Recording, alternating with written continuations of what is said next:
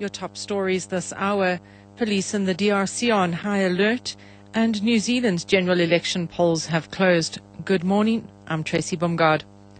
Police in the Democratic Republic of Congo's capital, Kinshasa, are on high alert ahead of the last election rallies by the two main presidential candidates, incumbent Joseph Kabila and opposition leader Etienne Tshisekedi.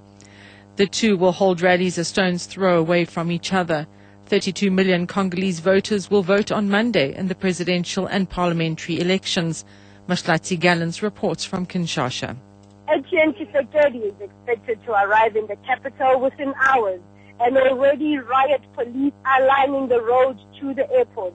Hundreds of his supporters are making their way to the airport to welcome him. 79-year-old Tshisekedi has been a permanent fixture of Congolese politics. He served under the dictator Mobutu Sese Seko, but he was also one of the few that stood against him. His rally will be on the grounds of the People's Parliament, while President Joseph Kabila will be a stone's throw away at the National Stadium. Mahlatsi Gallants, SABC News, Kinshasa, DRC. The University of Cape Town says it's busy with an independent investigation into the circumstances which led to the death of a third-year commerce student. The male student fell from the window of his room on the 6th floor of a residence. The incident comes after the death last week of a first-year student in a suspected suicide in his room.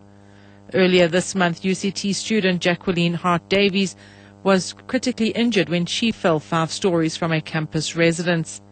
UCT spokesperson Linda Rulashi says it has been a traumatic time for the campus community.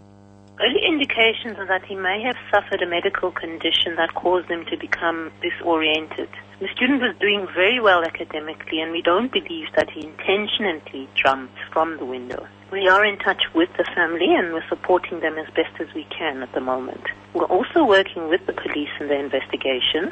A post-mortem is going to follow. Hundreds of environmental activists are marching through the streets of Johannesburg this morning. They're demanding that world leaders meeting in Durban for the COP17 conference come up with definitive solutions. South Africa is hosting the UN Framework Convention on Climate Change over the next 2 weeks. If a global deal to reduce carbon emissions isn't reached soon, Africa will face further drought, submerged cities and coastlines, and some species of animals may become extinct. EarthLife's Makoma Lekalakala says they're marching to raise awareness of the extent of the problem. Millions of people around the world are already facing the impact of the climate crisis. We are marching to demand that this COP doesn't become another failure, a failure that will cost the lives of millions of South Africans. That is why we demand them to come up with a solution. Is this COP17, is that going to be just hot air, or will a deal be reached at this meeting?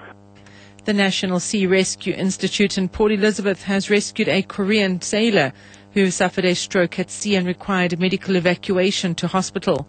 The 55-year-old crew member of the iron ore bulk carrier Sino Carrier was stabilized and taken off the ship about 7 nautical miles from the coast. His condition is stable but serious.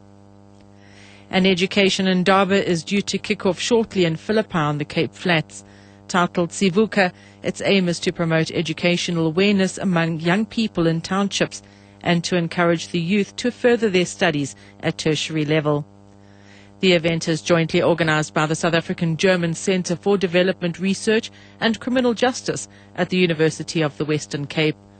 Event coordinator Iris van Akiel says the event will comprise a science slam, educational jamboree and loads of entertainment. We're having Freshly Ground, which we are very, very happy that we could actually gain them. We also have Nick Rabinovich, who gives some educational comedy. And we have lots of local performers who have stunning performances. The last thing is actually an educational speech by Archbishop Desmond Tutu. So it's all about education and promoting it.